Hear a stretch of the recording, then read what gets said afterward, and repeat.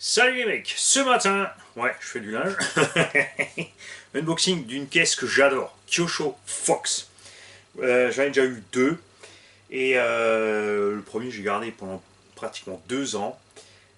Une caisse, c'est spécial. Kyosho aime bien faire des trucs spécifiques, c'est spécial avec les deux ponts, le débattement de suspension relativement limité, avec les pneus paddle en plus dont il était livré.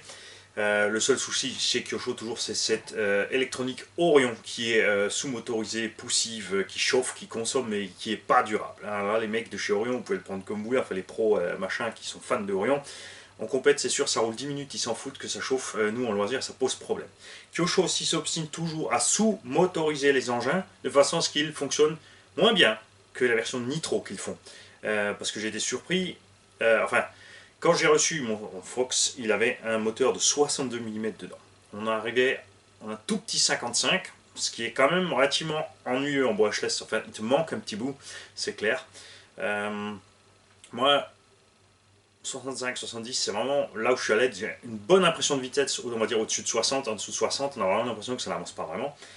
On n'avait pas une autonomie non plus fulgurante. On avait une bonne autonomie, ça c'est clair, vu que le moteur est petit, mais pas plus que ça. J'avais remplacé le moteur par un 4074 Obi-Wan, parce que tu es limité en taille, tu peux pas mettre un 42 si on n'a plus de place pour mettre le moteur dans le logement. Là, on atteignait les 60 et on avait une meilleure autonomie, parce que le moteur plus long, plus de couple, avait aucun problème, emmenait les 4,5 kg de l'engin, il fait quand même 4 kg, 4,5 kg, même s'il est relativement léger pour un engin de cette taille. Et dans le Fox 2, ça c'est ce que nous allons unboxer aujourd'hui, et ce n'est pas grâce à une boutique, ça c'est une des machines qui était sur la liste que j'avais faite aux boutiques pour avoir un prix, un petit prix sympa. Quand tu prends quand même 5 à 10 000 balles de matos, tu t'attends quand même à avoir un petit geste. Et à ce sujet, nous allons rentrer en contact avec quelqu'un de plus cool que les autres. En France, je tiens à préciser, puisqu'en Allemagne et en Suisse, vous savez, j'ai déjà des contacts.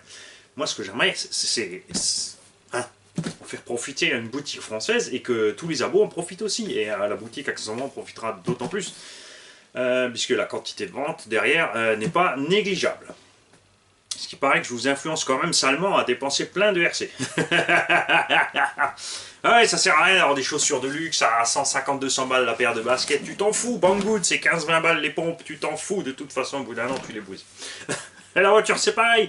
20-30 000 balles pour une voiture, tu t'en fiches. Tu prends une poubelle à 500 euros, 1000 euros. Tu fais tes 2 ans entre ton CT, peut-être 4, et tu la jettes et tu es toujours gagnant. Et l'assureur, lui, il n'est pas content parce qu'il est presque obligé de te payer pour rouler, tellement les vieilles caisses sont pas chères en assurance. Tu peux te garer où tu veux, laisser la voiture ouverte, il se passe rien. De toute façon, les gens t'évitent. Merde, une vieille poubelle, gare-toi un cran à côté et pas qu'on nous fasse une bosse. Donc, je m'étale. Kyosho Fox 2. En boutique, prix pas raisonnable. 520-540 euros. Pour 540 euros, tu as un Serpent 6S MTE. Hein, sachant que ça, c'est pas MT, c'est un véhicule à 2 ponts. Tu ne peux pas faire de gros sauts avec, puisque tu casses les sorties de pont, tout simplement. Ça n'encaisse pas, tout le choc part dans le pont, c'est pas fait pour. Ils ont changé les pneumatiques, puisque les chevrons, c'est vrai que c'était quand même assez spécifique. Enfin, les lames, tu pouvais l'utiliser dans le sable, sur la plage, dans une sablière ou autre, mais à la limite en forêt, ça passait aussi. Partout ailleurs, c'était un peu ennuyeux. Dans l'herbe, ça allait bien aussi, mais bon, c'était pas tout à fait ça. Donc, ils ont mis des autres pneumatiques et tout simplement, au lieu de faire des pneus spécifiques, ils ont gardé les mêmes pneus que sur le Mad Cruiser. Je rappelle que ce châssis, à la base, est un Mad Force qui existe depuis 20 ans. Qu'ils ont fait avec 2 moteurs Charbon au départ. Ensuite, un moteur Orion Vortex, une catastrophe. Ces moteurs, tu chauffes trop, tu as l'axe qui tournait tout seul dans l'aimant. Ensuite, ils sont passés heureusement chez Orion sur de l'électronique Obi-Wan, donc VP SC8 avec un moteur. Ouais, par contre, là, le choix du moteur, on n'a jamais compris pourquoi ils ont pris un moteur de 62. C'est tout petit, c'est vraiment pour un dixième super light, on va dire. C'est un moteur qui sera super à l'aise dans un slash, ou un rustler, ou un truc comme ça. Là, ils sont passés sur un 40-68. Obi-Wan 2000 kW. Là, déjà, c'est plus intéressant. Le Vario, un Max 10 SCT 120 ampères 4S. Même si ici, il y a écrit en gros Kyosho Brains dessus et moteur Torque 8, je sais pas quoi. C'est de l'électro Obi-Wan. Servo aussi, chez Kyosho, ça n'a jamais été top. Ça, c'est beaucoup. C'est le cas sur beaucoup de RTR. 15 kg waterproof. Sur les 2 Fox que j'ai eu, les 2 servos sont morts. Sur les 2 Scorpion RTR que j'ai eu, les servos sont morts. Là, ils ont changé.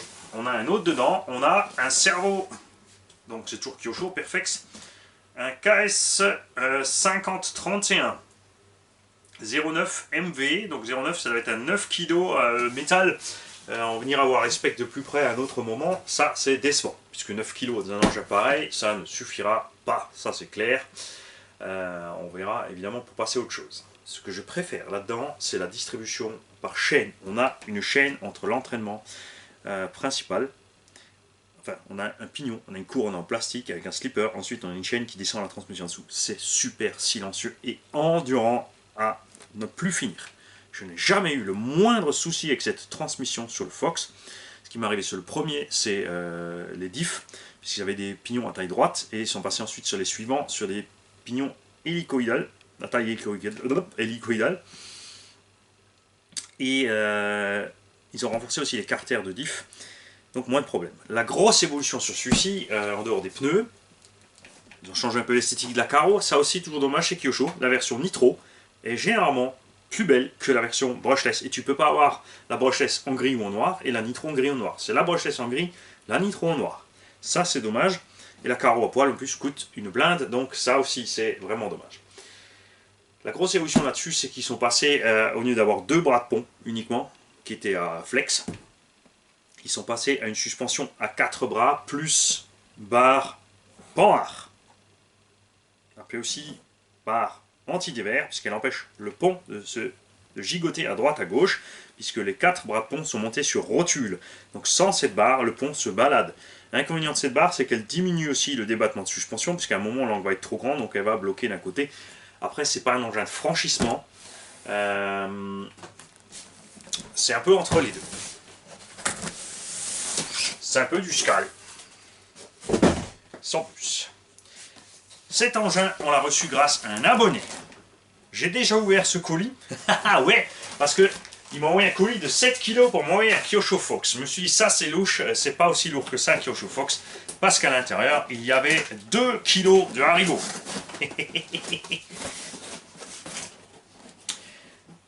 Donc merci évidemment tonton Olive. On va commencer par ressortir la radio. Ça c'est par contre un des éléments que j'aime bien chez Kyosho, cette radio synchro. Donc là maintenant on a la 231p. Le numéro a évolué parce qu'ils ont mis une petite touche de rouge dessus pour lui donner un look un peu plus moderne. Radio simple. Les premières de ces radios n'étaient absolument pas fiables, plein de problèmes sur les Scorpion RTR avec ces radios, une sur deux était défaillante. Ensuite, ces modèles-là, ça allait déjà nettement mieux. Position du volant un peu inclinée. Je vais te mettre ça de côté. Pourquoi? Parce qu'eux se disent, bah, tu roules comme ça. Après, il y en a par contre qui préféraient avoir le volant inversé, c'est-à-dire vers là, parce qu'ils restent avec la manette droite.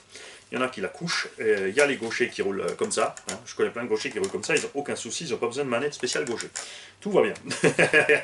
Ce qui est génial, c'est les petits potards là-dessus. Simple et efficace. Quand tu as un écran, c'est bien. Mais l'écran, ça consomme du courant.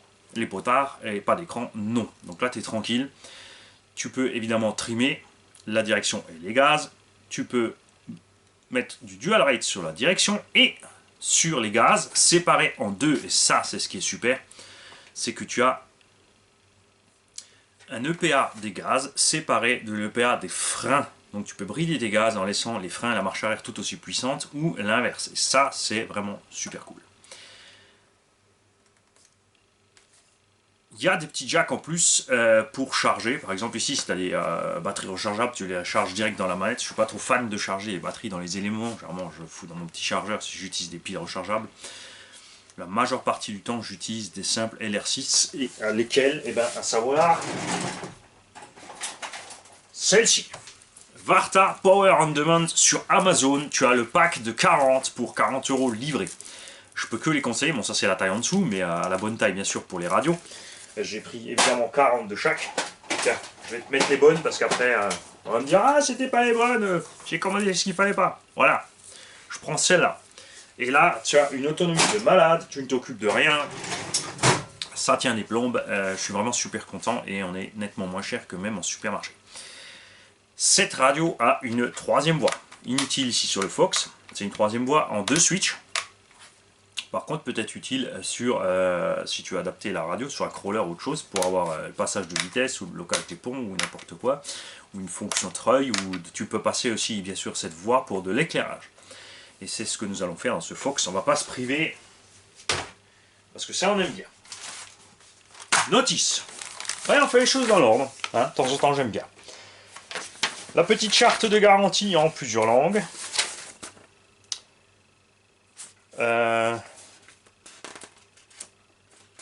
La petite feuille pour la déclaration de conformité avec l'Europe, enfin, spécifique en France. Je pense que maintenant avec l'Europe, on a un peu de chance que c'est passé au niveau européen. On avait dans le temps en France une mesure spéciale, même pour les mégahertz, on avait toujours moins de portée que les autres parce qu'il fallait qu'on émette de façon moins puissante. Pourquoi? On ne sait pas. Hein, des fois qu'on dérange quelque chose. Ce livre avec clips de carreaux, support de carreaux rehaussé au cas où, en rab. Notice très simple, en noir et blanc.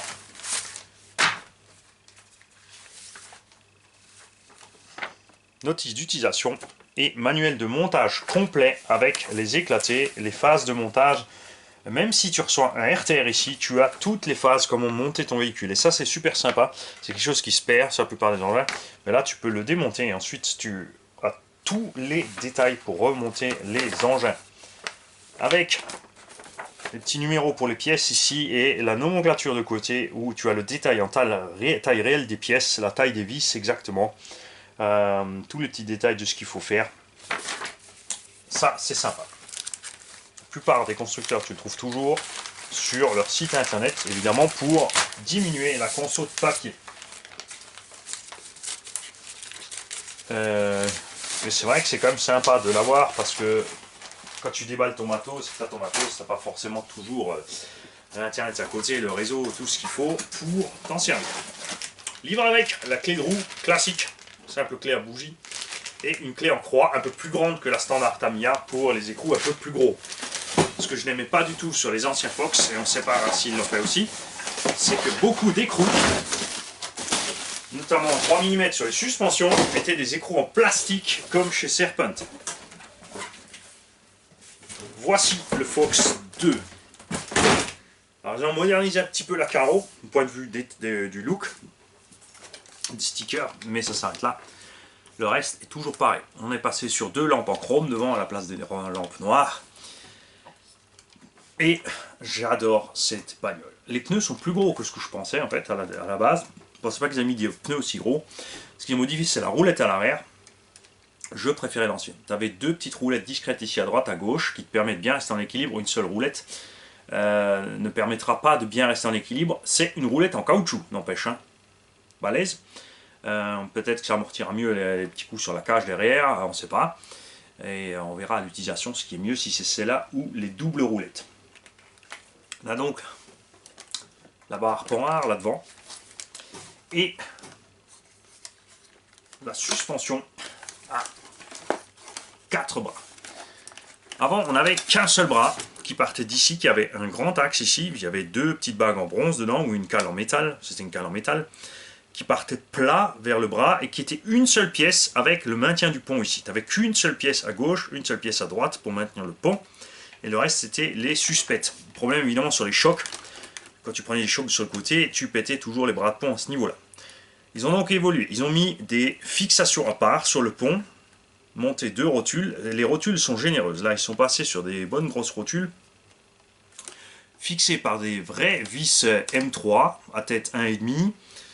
Le filetage dans la rotule sur les ponts, et à l'avant, on a une vis qui traverse avec une vraie M3. Par contre, pas de nil stop. Ils ont mis des M3 avec des rondelles cannelées intégrées. On va voir si ça tient tout aussi bien, évidemment. On a des bras de pont devant inférieurs qui sont différents des arrières. Mais on ne sait pas pourquoi. Là, on a un look sympathique avec des petits trous dedans, et à l'arrière, on n'a rien.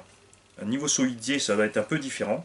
C'est vrai que les avants sont un peu plus solides. Après, pourquoi avoir fait des bras différents avant-arrière?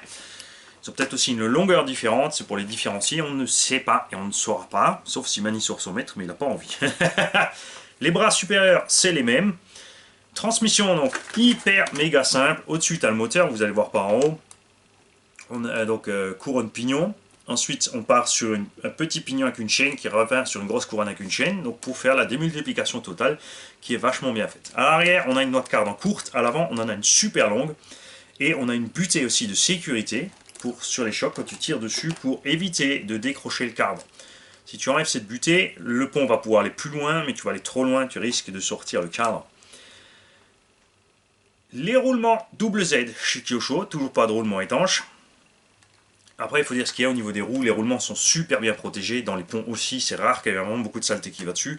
Les plus exposés sont le roulement de pont arrière, ici, d'entrée de pont arrière. À l'avant, évidemment, il n'est pas vraiment exposé aux projections. Et celui-ci, ici, côté chaîne. Mais franchement, j'ai vraiment pas eu de souci avec ces roulements. C'est de la bonne caisse. La direction reste un mystère pour nous. Nous avons le cerveau ici, perché, avec une tige qui l'envoie au sauve-cerveau qui est là. Sauve-cerveau qui dépasse du châssis. Cette vis, vous allez la raboter sur tous les anciens que j'ai eu. J'ai mis ici une petite plaque en tôle pour la protéger. Ça frottouille, après ça la dérange pas plus que ça. J'en ai pas amoché, je suis pas resté accroché méchant, je l'ai pas tordu ni rien. Mais c'est un peu dommage. Ensuite, tu as un retour vers la direction. Encore un levier. Sur l'ancien système, tu avais ce levier fixé sous le bras de pont. Donc il dépassait, là, il ne dépasse plus. Tu vois? Donc ça aussi, c'est une super évolution. De plus, il est monté aussi là sur une bague à part. Du coup, si tu veux, il y a certainement moyen de la passer de l'autre côté, mais il n'y aura aucun besoin. Et ensuite, les biellettes de direction sont protégées. Elles passent sous les bras de pont aussi, ce qui n'était pas le cas avant. Donc la direction déjà est beaucoup mieux protégée que ce système. On est plus solide puisqu'on a des bras plus épais. On en a 4 en plus. Et la barre anti-lever fera le reste pour les chocs latéraux. Ça, je suis franchement agréablement surpris de cette amélioration. C'est vraiment cool. Ils ont aussi rajouté ici des petites bagues en alu. Ça, c'était une double biellette avant. Tu avais une rotule ici, une rotule là. Là, ils ont mis qu'une seule rotule et ils sont allés se fixer tout droit avec un M3. Là, c'est un énorme BTR. En fait, tu as une tête ici à l'arrière, je vois, de 1,5. Vissé directement dans le plastique. Donc là, au pire, on pourra traverser et mettre un écrou si ça s'arrache ou autre. C'est clair. Au niveau des suspensions, tu as plein de points d'ancrage. Là, tu vois, tu peux décaler tes suspensions jusqu'ici. Ces pièces-là sont recto-verso, droite-gauche, devant-derrière. Le pont, c'est le même recto-verso, devant-derrière. Les bras supérieurs, apparemment aussi, mais pas les inférieurs. Ça, il faudra qu'on voit pourquoi. Bon, à l'avant, on a un petit angle, et à l'arrière, ils sont... Non, c'est le même angle. Ouais, on verra ça de plus près. Tu as, sur le châssis, des petits crochets, là, dont on n'a jamais compris l'utilité. Enfin, pas sur ces modèles-là, peut-être sur les anciens. Ça ne sert pas de buter, tu peux pas y fixer une sangle de limitement de débattement ni rien. Voilà. Si tu veux faire du franchissement avec cette caisse, tu peux. Par contre, d'origine, les diffs sont hyper méga libres. Attention, il y a 2 diffs au milieu slipper. Les diffs sont super méga libres, il faudra donc durcir ces diffs pour commencer. Ensuite, il faudra soit décaler la barre poire, soit faire comme sur les rails, c'est-à-dire une barre poire que tu peux déclipser. Ici, tu pourrais mettre une petite goupille, une vis à travers avec un circlips. Tu enlèves ton circlips, tu fixes ta barre en haut. Quand tu vas faire du franchissement, tu laisses le pont se balader et tu le limites avec une sangle de débattement pour limiter le débattement. Tu peux aussi t'éclater à faire une direction avant-arrière. Il suffit de monter la direction à la place. Ici, tu vires ses bras et tu mets une deuxième direction. Attention, plein au début se sont dit tiens, je tire une deuxième barre vers là et j'ai ma direction derrière. C'est faux. Si tu fais ça, tu te retrouves avec les roues qui tournent en crabe. Tu es obligé de monter une deuxième direction pour aller faire ça. Ce que j'ai pas compris non plus, c'est vu que ici on a une grande place à l'intérieur, puisque dans le temps il y avait 2 moteurs charbon. Là on n'a plus qu'un seul moteur brushless d'un côté, de ce côté-là, là il y a le Vario. Pourquoi alors continuer à monter le cerveau là? Le cerveau pourrait être direct ici. Relié directement là. Ce serait bien à l'arrière tranquille. Le poids du cerveau à l'avant est négligeable pour dire qu'on a laissé plus l'avant du véhicule que l'arrière. Voilà. Ouais, ils ont fait comme ça, ils ont fait comme ça. C'est un système qu'ils ont gardé. Comme dit, de toute façon, la direction est endurante, il n'y a pas de problème. Ils sont allés faire aussi plusieurs points d'ancrage ici. Donc à tester, à voir ce que ça change au niveau de l'utilisation du véhicule. Tout passe bien ras. On touche ici un petit peu avec la biellette là-dessus. Et vous avez constaté avec moi, Kyosho n'a pas pu s'empêcher de continuer, puisque c'est un engin qui existe depuis 20 ans. La moitié du kit de cet engin est toujours encore en vis cruciforme. Ils sont pénibles. Pas pour les crucis, hein. Soit tu mets du cruci partout, soit tu mets de la laine partout, soit tu mets du torx partout. Mais arrêtez, constructeurs, de nous mélanger la visserie, c'est pénible. Surtout que les vis cruciformes Kyosho n'ont pas une empreinte top. Les vis Tamiya sont de loin supérieures, puisque sur les vis Tamiya, tu as le cruci, et une des deux fentes est ouverte complètement de devant jusque derrière. Pas un mot, Jérôme. Ce qui permet, pour desserrer, d'utiliser un tournevis plat. On aura donc un effort périmétrique sur la vis plus grand, c'est plus facile à dévisser, et pour serrer, tu utilises le cruci qui lui va sauter, arriver au serrage. Ça, c'était la petite parenthèse sur la visserie. Et maintenant, nous allons passer à l'intérieur. Mais avant de passer à l'intérieur, parlons de ces pneus. Kyosho Matte Grip. Déçu. Quand je les ai déballés, déjà ils étaient plus gros que ce que je pensais. Ils n'ont de loin plus le déport qu'en les anciennes roues de Kyosho Fox, qui avaient un déport de 1. Là, on est sur un demi, c'est à la moitié de la jante. Les roues de Kyosho Fox sont plus loin. Comme les roues sont plus grosses, fatalement, eh ben, tu as le pneu qui va aller bouffer la carreau. Il reste même accroché dans le pare-choc. Et à l'arrière aussi, il reste accroché dans la carrosserie. Ça, c'est dommage. Des gens avec plus de déport auraient été mieux venus là-dessus. Les pneus aussi sont taille haute des deux côtés. Tu as un pneu géant de crawler sur une machine qui va marcher en 4S à peu près à 55-60 km/h. Je te laisse deviner que ces pneus vont pas spécialement encaisser ça. C'est pas top. Franchement, bizarre comme choix. Après, ça encaisse énormément les coups, et ça c'est important sur un pont. Et c'est là qu'on va en venir au plus grand point négatif de cet engin, les réglages de suspension de la part de Kyosho. On a évidemment aucun problème niveau, tu vois, croisement de pont des verres, tout se passe bien, c'est moelleux. Mais ils ont mis de l'huile tellement dure, regarde. Ça, c'est tout le débattement que j'ai. 1 cm. Après, on est en butée. Là, tu vois, tu remontes d'un ou deux, et tu redescends d'un, tu tapes. Et regarde, la suspension n'arrive pas à remonter d'elle-même. Si j'augmente le tirage des ressorts, elle va remonter, mais le véhicule va être hyper dur. Regarde ça comme il est dur, c'est du grand n'importe quoi. Et regarde ça, ça c'est horrible. Vous êtes prêts? Vous n'allez pas aimer, je vous préviens, regarde. Qu'est-ce que c'est que ça? Ça amortit rien du tout, c'est le pneu qui prend le choc. Si tu montes ici des pneus taille basse, ou des pneus plus durs, tu vas défoncer les sorties de pont et les roulements de sortie de pont. Sur le mien, j'avais passé de la 100. Accessoirement aussi, ils ont mis des butées au fond, pour pas aller trop loin. Donc moi je mettrais de l'huile un peu plus souple. Évidemment que de l'huile plus souple quand tu as un pont avec le torque twist, l'engin à l'accélération on va se cabrer un petit peu.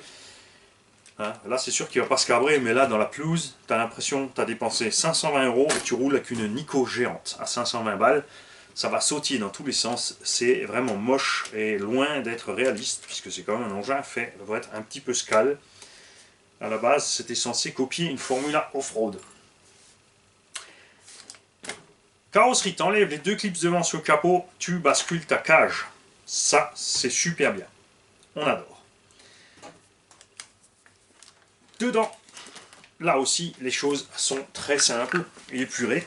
J'aime bien, moi, les caisses comme ça. C'est comme les FGP, si t'as rien dedans, t'as rien en mécanique, en machin, tout est propre. Facile d'accès, très simple à nettoyer. Pignon de 15, ça, ils ont toujours laissé le même.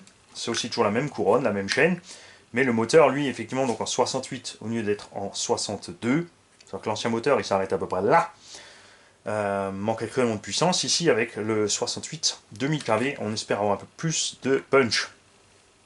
Le Max 10 SCT 120, avant il était fixé là debout, le petit VPS 8, ensuite il y a la place pour le fixer couché.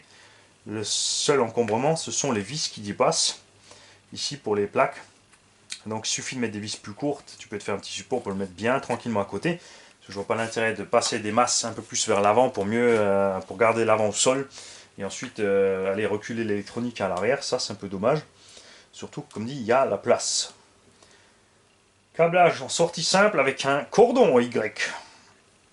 En plus en DIN, je suis vraiment pas fan. C'est vraiment quelque chose qui va vite avoir des mauvais contacts. En utilisation normale ça va aller. Ensuite quand tu vas commencer à attaquer un peu plus fort, les cordons d'IN posent toujours problème.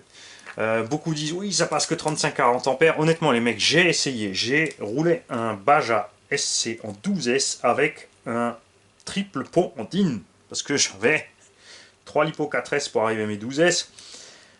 Non, j'avais 4 lipo 3S, autant pour moi. J'avais donc un pont de 4 DIN avec une consommation avec un Castle 20-28, donc de 150 à 200 ampères. Ce n'est pas ça qui a posé problème à mes lipos, à mes cordons DIN. Ils ont encaissé. Le problème, c'était le jeu. Là, ça va bien dur, tu vois, c'est neuf. Au bout d'un moment, ces prises prennent du jeu. C'est le problème de tous les connecteurs plats. Et mauvais contact. Et donc, étincelle, chauffe, la prise chauffe et commence à fondre. Et la situation empire par la suite. Donc, soit on part tout de suite sur du Y. Moins tu as d'intersections et de prises, mieux c'est. Surtout que je ne voyais pas l'intérêt de partir sur un seul. Parce que qui c'est qui va rouler ça en 2S? Vu que tu peux brider à la radio, tu peux laisser un petit en 4S et brider sur la radio. Il sera tranquille, il aura une inertie fiable qui ne va pas casser parce qu'il roulera à 20-30 à l'heure, aucun problème à ce niveau-là. Donc ça c'est un peu dommage je trouve. Après chacun a le système de prise qu'il préfère, chacun son expérience, c'est normal.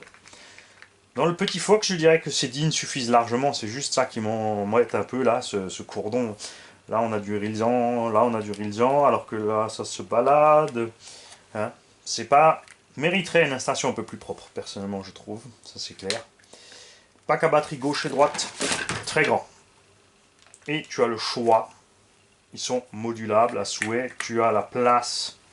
Regarde, je vais te montrer un truc. Ça bouge pas. Jens Bashing 4S 5050C. J'ai pas essayé, on va le faire ensemble.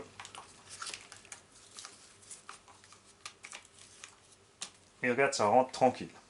Tu es sur le dernier trou, mais ça passe pépère. Donc on pourrait faire ça en parallèle et tu serais parti en 4S 10 000 avec, comme ces lipos sont légères, à peine un peu plus de poids. Le poids, c'est pas un problème si tu roules en forêt de toute façon. C'est pas un buggy de compète. Et là, en 4S 10 000, par contre, niveau autonomie, t'es parti loin longtemps, je te le dis. T'en auras marre avant la voiture.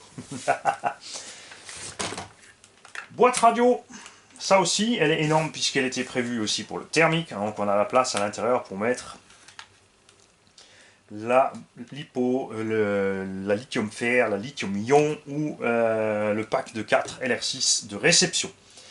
Le récepteur se balade dedans. On a un engin waterproof. Récepteur barré waterproof, moteur, bon de toute façon c'est que les roulements qui sont exposés à la flotte, ça n'a jamais été un problème pour le moteur, la flotte. Le cerveau waterproof est là-dedans. Tu as une boîte qui n'est absolument pas étanche. Ouverture ici, ouverture là. Énorme ouverture là et là, puisque là tu avais le bouton on-off sur le thermique. Ils ne sont pas passés les câbles ici pour éviter de se passer près de la couronne. Une simple mousse qui absorbe l'eau. Et le récepteur qui se promène là-dedans, joyeusement, jusqu'à aller avec sa petite mousse. Et celui-là, tu es sûr, quand il prend la flotte, tu es en panne. Est-ce que c'est pas vide? C'est pas vide. Franchement, c'est con. Je ne peux pas dire autrement. C'est dommage. Donc il y a l'amélioration sur les ponts, sur les bras de pont, les fixations, etc. Et ça s'arrête là. Le reste, ils n'ont pas évolué.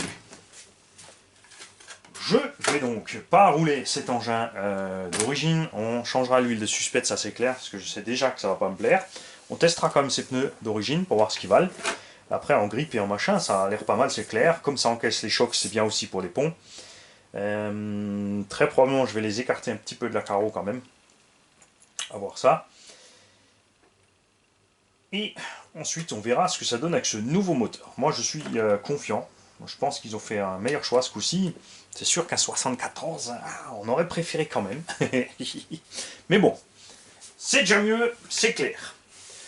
C'est un engin spécifique. Attention, ne l'achetez pas juste parce qu'il vous plaît. Ça se conduit pas du tout. C'est pas un MT. On peut pas faire des sauts avec, des figures, des fronts, des backflips, etc.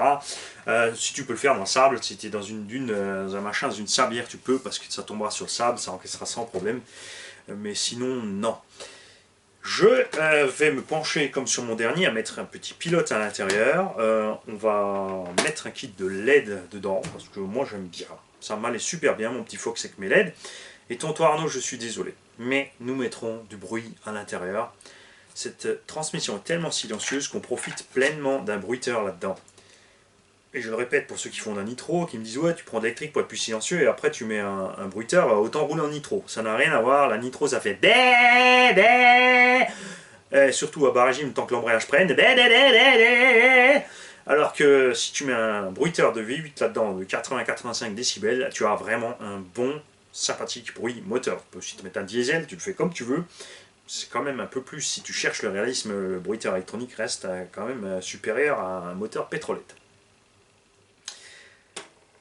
Ceux qui en ont un, comme toujours, dites-moi ce que vous pensez de cette machine, vous êtes content. Si vous aviez le 1 et maintenant le 2, donnez-moi vos impressions. Moi j'avais le 1, donc je suis pressé de tester ce 2. Moi c'est un engin que j'ai pris pour aller jouer dans la gadoue. Évidemment on a le petit Bangou de Toyato, mais à bout d'un moment là-bas il va souffrir, alors que celui-là je sais qu'il encaisse. J'étais vraiment, je le répète, super content de ce Kyosho. Surtout une fois que j'avais les autres diffs dedans. J'ai cassé une fois un bras de pont ou deux sur un atterrissage un peu trop violent, pas un saut, mais juste atterri violemment. Pas très grave, ça se change vite. On trouvait les kits des bras de pont pas trop chers. Ce que j'aimerais bien aussi, c'est Kyosho d'ailleurs. C'est vrai que c'est un des rares constructeurs que je n'ai pas contacté vraiment directement. On a toujours, pour avoir des pièces Kyosho en France, un problème.